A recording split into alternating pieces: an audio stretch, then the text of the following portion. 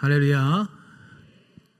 오늘 또 이 수요 저녁 예배 정말 날씨가 너무나 아주 혹독한 그런 추운 날씨 속에서 이렇게 하나님 앞에 나와서 예배드리는 우리 모든 성도님들을 환영하고 축복합니다. 한번 옆에 계신 분들과 한번 인사하겠습니다. 잘 오셨습니다.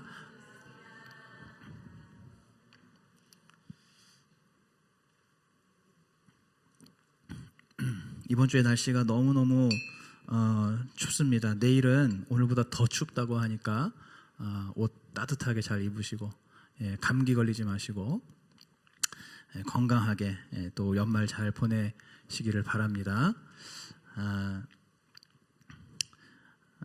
아까 전에 우리 권사님 최영 권사님께서 제가 저기 앉아 있는데 저한테 죄송하다고 제가 그거 못 봤으면 어쩌려고 제가 봤으니 망정이지 이렇게 딱 봤는데 저한테 여기 올라오지도 못하시고 저한테 죄송하다고 하시더라고요. 네. 그래서 제가 아직 강도사인 줄 알고 이렇게 말씀하셨던 것 같아요. 괜찮습니다. 오전에는 황경순 목사님을 위해서 기도해 주시더라고요. 그래서 괜찮습니다. 저는 없는 거죠, 여기에. 다른 분들이 여기서 설교를 하시는 것 같아요. 네. 제 방에 이제 벽에 시계가 하나 걸려 있는데 제가 이렇게 이제 뭐 밖에 나가거나 어떤 준비를 할 때 제가 거울을 보면서 그 시계를 이렇게 봅니다. 그러니까 준비하면서 거울을 보면 그 거울 너머로 시계가 굉장히 잘 보이죠. 그래서 이제 그 시계를 보면서 시간을 체크하면서 이렇게 뭐 밖으로 나갈 채비를 잘 할 수가 있는 거죠. 그런데 며칠 전에 이 시계가 좀 이상이 생겨가지고 제가 이 시계를 이렇게 좀 내려놨었습니다. 근데 그러다 보니까 제가 이렇게 이제 준비를 할 때 시계가 안 보이잖아요. 시간을 확인을 못 하잖아요. 그러니까 어떤 일이 생기냐면은 제가 준비를 하는데 자꾸 이렇게 뭔가 흐트러지는 거죠. 그러니까 원래는 시간을 보면서 이렇게 빠릿빠릿하게 제깍제깍 막 준비를 하고 그렇게 해서 어떤 이제 문제가 생기지 않도록 그렇게 잘 준비를 할 수가 있는 건데 이 시계가 없다 보니까 시간이 안 보이다 보니까 저도 모르게 마음이 해이해지고 흐트러지고 뭔가 준비가 늦어지고 이러더라는 겁니다. 제가 그걸 보면서 하나님께서 우리에게 주신 이 말씀이 바로 저 시계와 같구나라는 생각을 하게 되었습니다.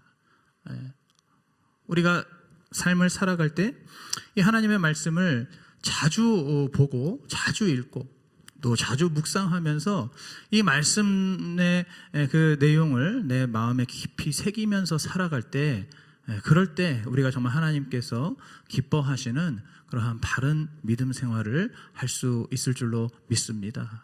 오늘 우리 모든 성도님들 정말 이 하나님의 말씀을 더 가까이 하시고 더 사랑하시고 더 주야로 묵상하셔서 이 말씀대로 바르게 또 이 말씀대로 감사와 기쁨이 넘치는 그러한 신앙생활을 하시기를 축복합니다. 네, 오늘 저희가 읽은 이 빌립보서 4장 본문에서 교회 다니는 분들이 제일 좋아하는 그러한 성경 구절이 하나 나오지요. 어떤 말씀인가요? 모든 것을 할 수 있느니라. 그렇죠. 이 13절 말씀입니다. 교회 다니는 분들이면 누구나 이 말씀을 잘 알고 있고 또 이 말씀을 참 좋아합니다. 그래서 이렇게 성구 액자에도 액자에 걸려있는 그 말씀으로도 저희가 많이 볼 수가 있죠. 어디 뭐 사업장 같은 데 가보면 그 사장님이 기독교인인 경우에 그 사업장에 이 말씀을 가지고 이렇게 성구가 걸려있는 것을 볼 수가 있습니다. 또 교회에서 이렇게 뭐 달력을 만들어서 이렇게 인쇄해서 돌릴 때 배포할 때도 거기에도 보면 이렇게 하나님 말씀 단골로 나오는 말씀 중에 하나가 바로 이 말씀이죠.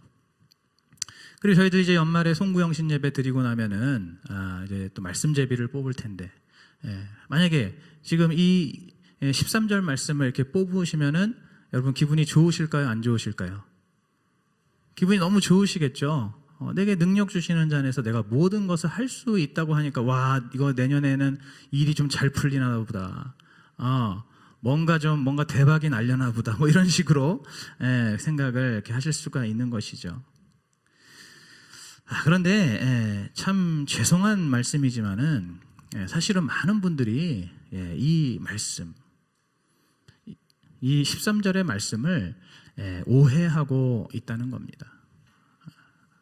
제가 방금 말씀드린 것처럼 이 말씀을 보면서 내가 하나님 안에서 못할 게 없구나, 뭐든지 할 수 있구나, 내가 하나님 안에서 성공하고 하나님 안에서 형통하고 하나님 안에서 내가 승리하고 내가 하나님 안에서 얼마든지 이 세상에서도 정말 당당하게 떳떳하게 이렇게 살아갈 수 있구나, 그렇게 생각을 하면서 어떤 것이 이제 중심이 되냐면은 바로 내가 할 수 있는 그 어떤 일에 집중을 하게 된다는 겁니다.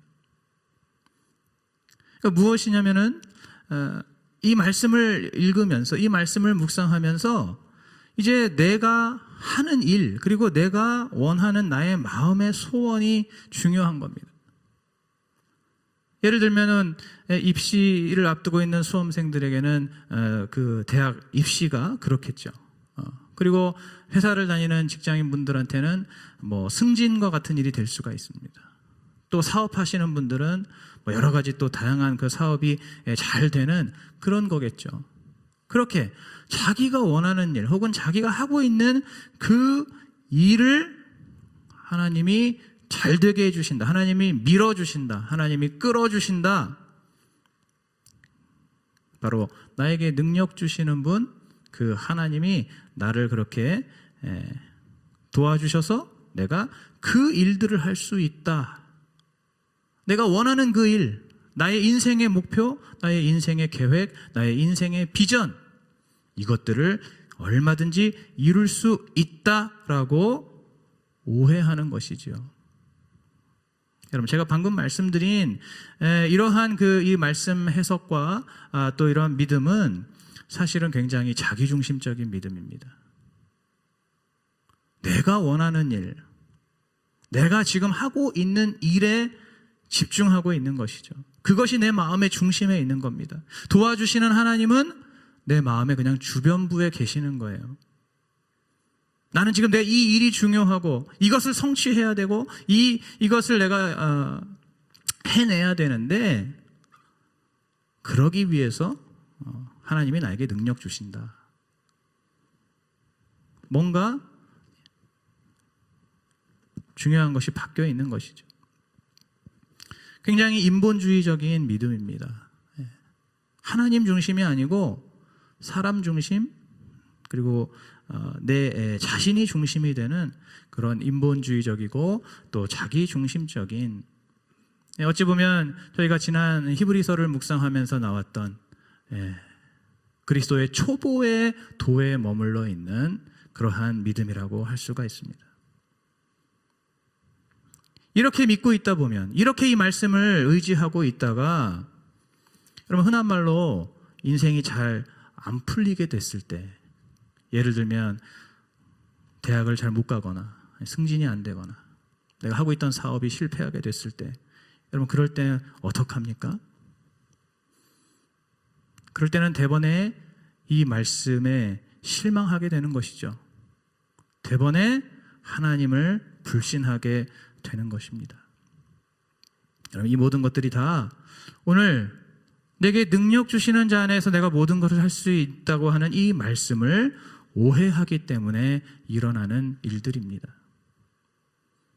사실 이 말씀은 우리가 생각하는 것보다 훨씬 더 하나님 중심이고 또 훨씬 더 복음 중심인 그러한 말씀이고, 또 우리에게 그러한 믿음을 요구하는 말씀입니다. 그래서 오늘 우리 모두가 이 말씀을 우리가 바르게 알고 또 이 말씀의 진정한 의미를 잘 깨닫고 우리의 삶에 적용하고 순종해야만 우리가 하나님께서 기뻐하시는 그러한 믿음 생활을 할 수가 있는 것이죠. 그래서 오늘 일부러 우리가 읽는 본문을 빌립보서 4장 10절부터 14절까지로 제가 정한 것입니다. 여러분, 이 13절 말씀만 따로 떨어뜨려 놓고 저희가 이 말씀을 보면 안 됩니다.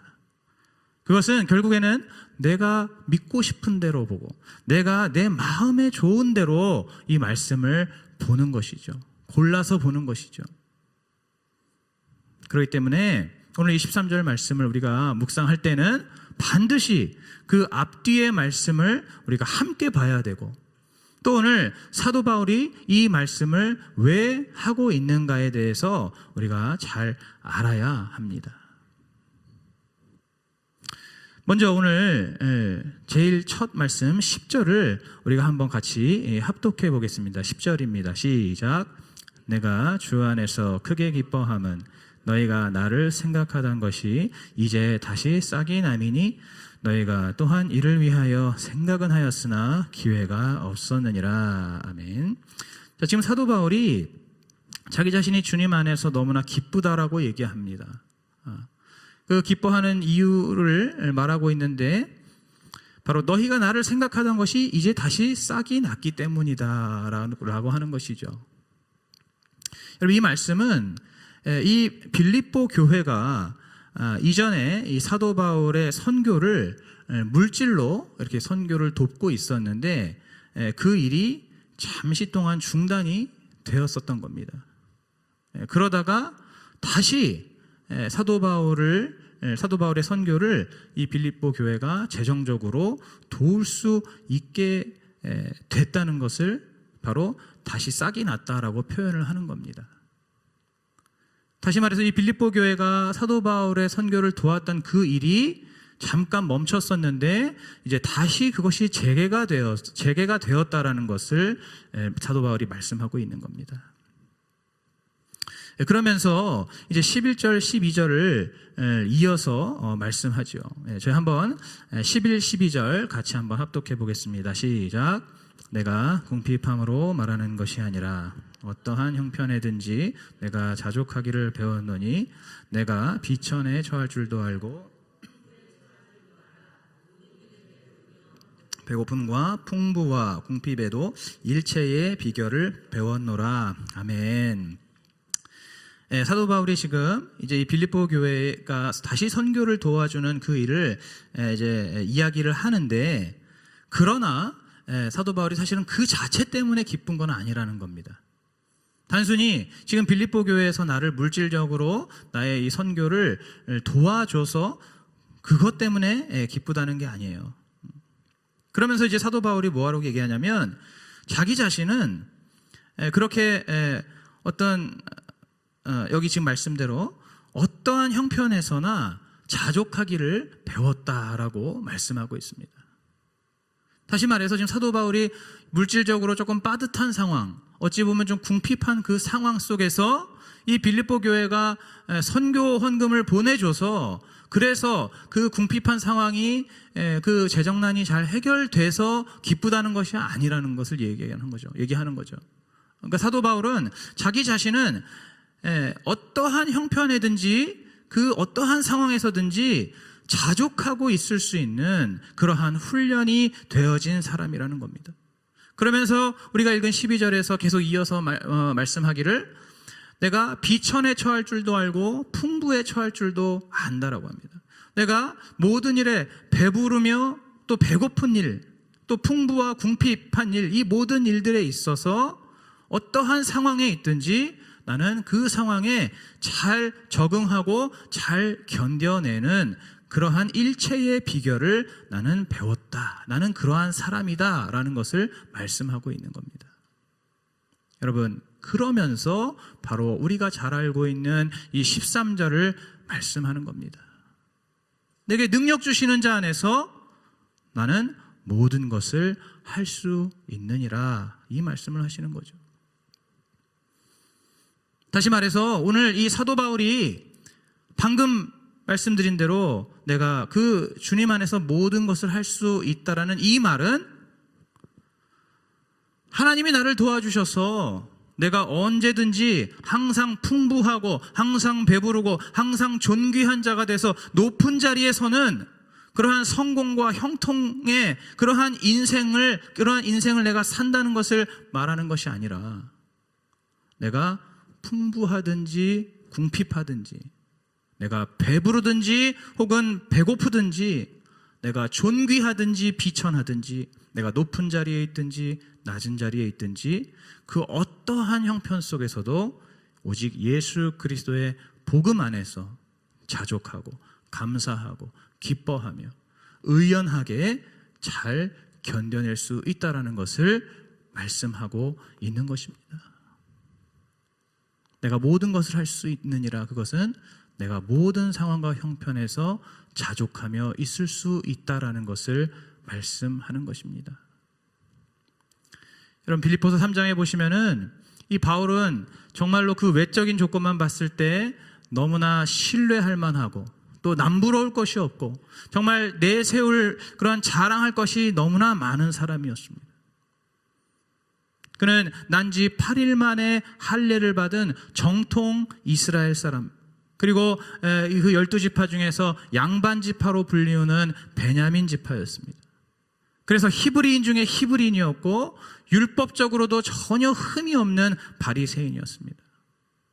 그 당시에 최고의 석학이라고 할 수 있는 가말리엘의 문하생이었고, 또 그 당시 온 세계를 지배하던 로마 제국의 시민권자였습니다.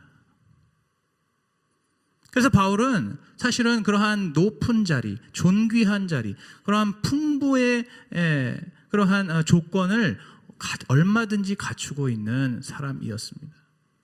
여러분, 실제로 자신의 그 바리새인의 신분과 또 이 로마 시민권자의 그 특권을 활용했던 적도 있습니다. 단 자기 자신을 위해서가 아니라 바로 복음을 전파하는 그 선교 여행에서 도움이 되기 위해서 자신의 그 바리새인 신분과 또 로마 시민권자로서의 특권을 활용했던 것이죠.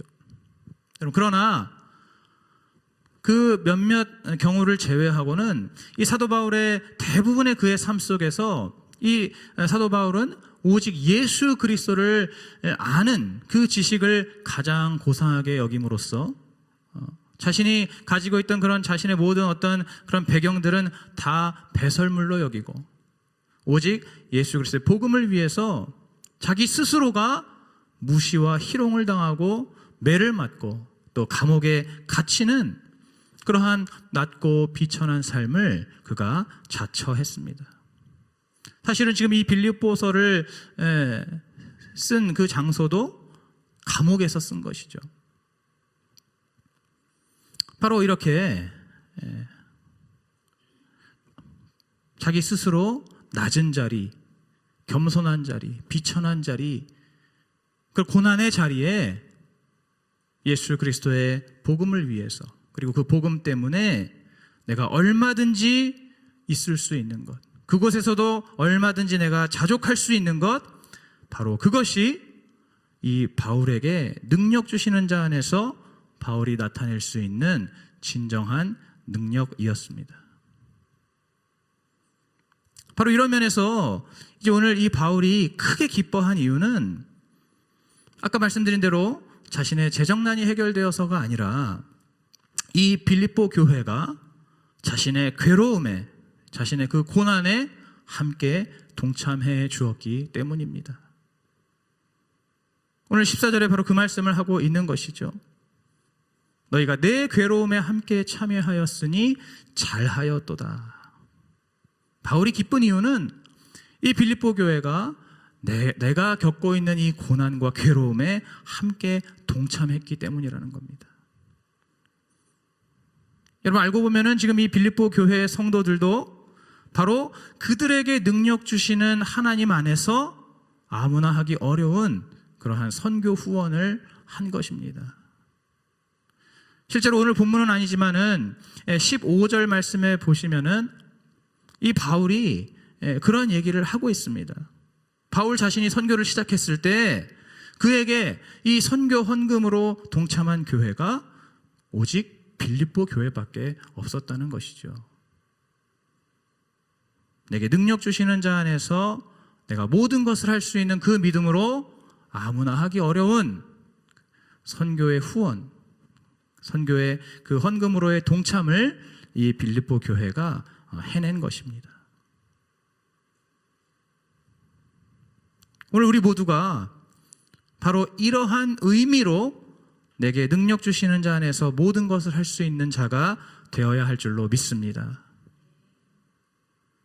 주님께서 우리를 구원해 주신 그 은혜가 너무나 감사하고 너무나 감격스럽고, 또 그 주님을 내가 사랑하고 또 그 복음을 귀하게 여긴다면은 우리는 어디에든 처할 수 있고 또 어느 자리에든 있을 수가 있는 것입니다.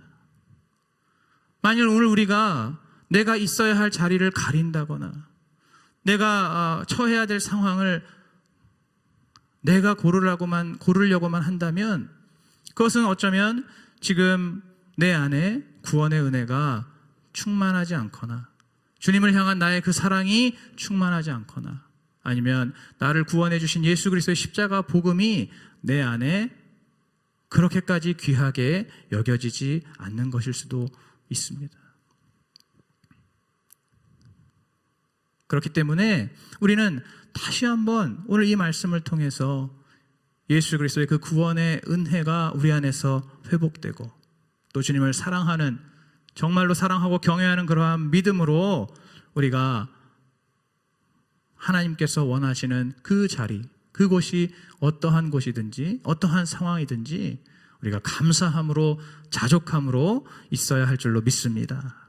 바로 우리가 그러한 삶을 살아갈 때에 우리의 삶이 정말로 예수 그리스도를 닮아가는 삶이 되는 것이고 또 하나님의 모양과 형상을 진정으로 회복하는 그러한 삶이 되어서 우리 주님께서 우리를 친히 높여주시는 그러한 인생이 된다는 것을 믿으시기 바랍니다. 저에게는 감사한 것이 하나가 있습니다.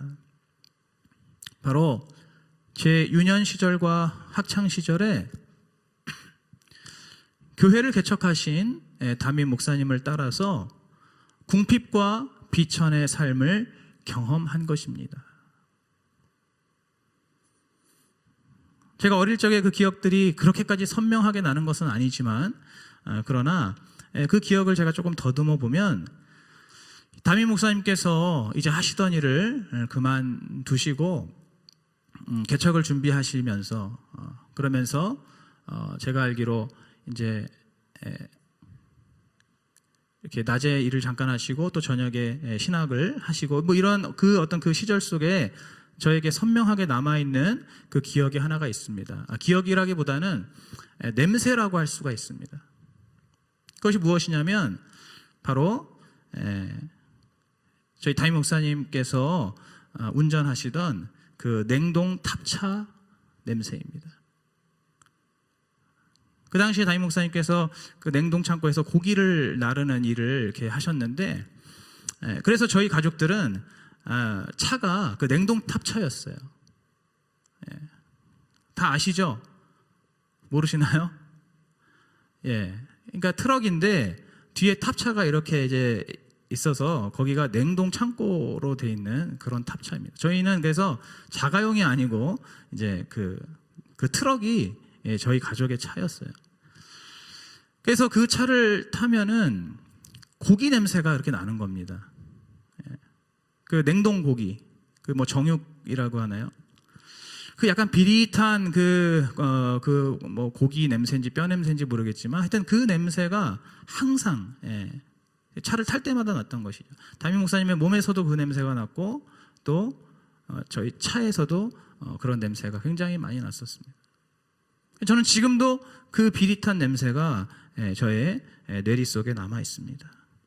그 차를 타고 다니면서 다른 친구들은, 다른 집은 다 이렇게 그냥 평범한 자가용을 타고 다니는데 나만 이렇게 냉동탑차를 그 작은, 그 좁은 그 자리에 네 식구가 이렇게 다닥다닥 붙어가지고 타고 다녔던 그 기억이 저에게 남아 있습니다. 이제 1990년에 개척을 담임 목사님께서 시작하시면서 다 아시겠지만 아주 그 지하실 깊은 곳에 교회를 개척하셨고, 또 저희 사택도 반지하 그 연립주택의 반지하 방으로 들어가게 됐습니다. 그래서 난생 처음으로 이제 지하실에서 이렇게 살게 되었습니다. 제가 그 호수도 잊어버리지 않아요. B03호. 보통 103호, 203호, 303호 이렇게 올라가지 않습니까? 저희 집은 B03호였어요. 그래서 그곳에서 이렇게 살면서 학교를 들어갔더니 제 친구들도 다 지하에 살더라고요. 저보다 더 어려운 친구들도 있더라고요. 정말 단칸방에, 막 지하 단칸방에 사는 친구도 있고, 또 어떤 친구들은 또 같은 지하인데 집에서 무슨 공장을 돌리나 봐요. 집 안에서 조그맣게 공장 무슨 기계들을 이렇게 막 돌리고 있고, 저쪽 한 구석에는 이렇게 이제 살림살이를 차려놓고 한 가족이 사는 그런 친구들도 있었고, 하여튼 다 그렇게 좀 어렵고 힘든 그런 동네였습니다. 그러다가 바로 그 해에 물난리가 나서 교회도 그렇고 사택도 그렇고 천장까지 완전히 물에 잠기게 되었죠. 그러면서 그 당시에 그 수재민이라고 하죠, 그죠? 그런 수재민 생활을 한 2, 3개월 정도 이렇게 하기도 했습니다. 그리고 이제 93년에 교회가 분당으로 이전하게 되면서, 분당은 신도시니까 드디어 이제 지상으로 올라가면서 그 아파트가 많으니까 우리도 다시 아파트로 좀 들어가지 않을까. 담임 목사님이 목회하시기 전에는 아파트에 살았었거든요. 그러다 이제 지하로 푹 들어갔다가 이제 다시 분당으로 오면서 다시 지상으로 올라오겠다라고 하는 그 부푼 기대를 가지게 됐는데, 분당에 와보니까 집이 없더라고요. 그래서 그때 교회가 상가 2층이었는데 그 교회가 있는 그 공간 옆에 아직 공실일 때 거기에 비어 있어가지고 거기에 또 스티로폼을 깔고 저희 네 식구가 또 한 정확하게는 기억이 안 납니다. 뭐 한 1, 2개월 정도 저희가 그때 키우던 개 한 마리하고 5식구가 그곳에서 또 이렇게 상가에서 지냈기도 했었습니다. 그러고 나서 이제 어쨌든 사택이 구해지긴 구해졌는데, 그렇게 아파트가 많은데 저희는 아파트로 못 들어가고 1층에는 세탁소가 있는 그 무슨 또 주택으로 이렇게 그 2층으로 들어가게 돼서 매일매일 그 세탁소에서 올라오는 그 기름 냄새를 맡으면서 그렇게 하루하루를 살았습니다. 집이 굉장히 작았어요. 저하고 제 동생이 그래도 이제 그때는 중학생, 고등학생이니까 좀 등치가 커졌는데 집은 굉장히 작았습니다. 그래서 제가 누우면은 제 머리가 피아노 밑으로 들어갔어요. 그러니까 어느 정도인지 아시겠죠? 네, 그렇게 제 학창 시절을 보냈습니다. 보통 친척들로부터 옷을 물려 입었어요. 친척들로부터 옷을 물려 입는 건 괜찮은데 정말 조금 참기 힘든 거는 친척 동생들이 입던 옷을 물려줬다는 겁니다. 제 친척 동생들은 발육 상태가 좋아가지고 다들 저보다 키가 컸거든요. 그래서 그거는 조금 힘들더라고요. 어쨌든 그렇게 살았는데, 그런데 중요한 것은 제가 그렇게 살면서 저희 가족 그 누구도 이것에 대해서 불평하거나 불만을 갖지 않았다는 것입니다. 저를 포함한 저희 가족 그 누구도 이러한 상황을 놓고 힘들어하거나 답답해하거나 억울해하지 않았다는 것입니다. 왜냐하면 그때 담임 목사님의 그 목회를 돕는 것, 그리고 이렇게 예수 그리스도의 구원의 복음을 사는 이러한 삶이 가장 값지고 가장 가치 있고 가장 보람 있는 삶이라는 그러한 확고한 믿음이 제 안에 있었기 때문입니다. 저뿐 아니라 저희 가족 모두에게 그러한 동일한 믿음이 있었습니다. 그러다 보니까 단 한 번도 그러한 삶에 대해서 제가 그러한 삶 때문에 이렇게 심각하게 어긋나거나 빗나가거나 그런 적이 없었습니다. 제가 그래서 감사한 것은 그때 그러한 삶을 살았기 때문에 제가 어느 정도는 이 가난과 궁핍과 비천한 삶에 대해서 그것을 이해할 수 있고 공감할 수 있다는 것이죠. 제가 그러한 삶을 살아본 적이 없다면 어렵고 힘든 삶을 사는 사람들을 충분히 이해할 수가 없을 것입니다. 그러나 저에게 그러한 경험이 있기 때문에 저는 그러한 삶이 무엇인지를 충분히 알고 있고, 그래서 그러한 어려움에 처한 자들을 바라볼 때 공감하고 또 이해할 수 있는 그런 마음을 제가 가질 수 있다는 것. 그리고 앞으로도 만약에 내가 예수 그리스도의 복음을 위해서 또 영혼 구원을 위해서 다시 한번 낮아져야 한다면 그때도 기꺼이 그 낮은 자리로, 주님께서 인도하시는 그 자리로 갈 수 있다라고 하는 그 믿음이 제 안에 있다는 것, 그것이 너무나 감사한 겁니다. 여러분, 저뿐 아니라 많은 성도님들이 바로 이러한 믿음으로 실제로 살아가고 있습니다.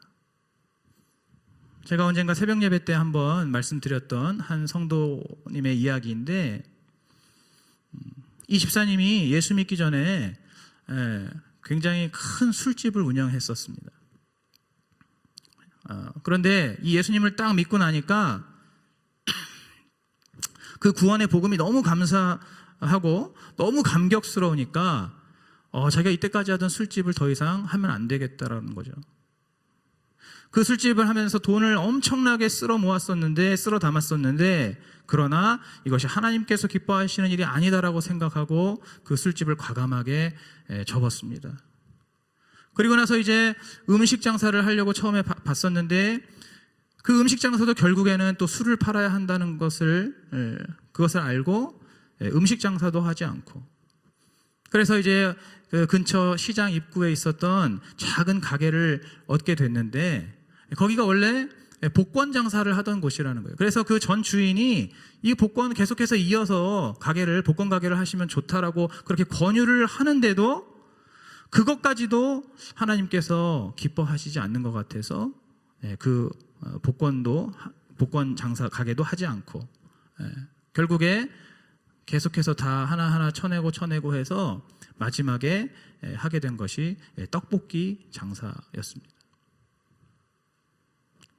여러분, 술집을 할 때보다 그 수입은 엄청나게 줄었습니다. 그러나 그 집사님의 구원의 기쁨은 결코 줄지 않았습니다. 그리고 그분이 그렇게 복음을 위해서 결단했을 때 그 떡볶이 장사가 나중에는 잘 되어서 그 관련된 사업의 컨설팅을 해줄 수 있을 정도로 그렇게 성공을 하게 되었습니다. 바로 이것이 내게 능력 주시는 자 안에서 내가 모든 것을 할 수 있는 믿음인 줄로 믿습니다. 떡볶이 장사로 결국에 성공했다라는 것이 중요한 것이 아니라 내가 예수 믿고 났더니 이 술집은 하면 안 되겠구나. 그것을 과감하게 접고 내 수입이 줄지언정 하나님께서 기뻐하시는 일을 해야겠다라고 하는 그 결단과 그 실행에 옮기는 그 믿음이 바로 내가 모든 것을 할 수 있는 믿음인 것입니다. 어떤 여 권사님이 어려서부터 교회를 다녔는데 불신 결혼을 하게 돼서 불행한 삶을 살았습니다. 결국에 이분은 남편과 두 자녀들을 버리고 이혼을 감행하였습니다.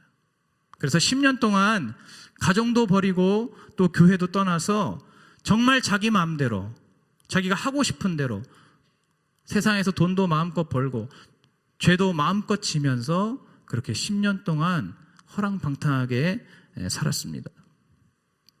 그러다가 이분이 어떤 계기로 하나님을 진정으로 만나게 되었습니다.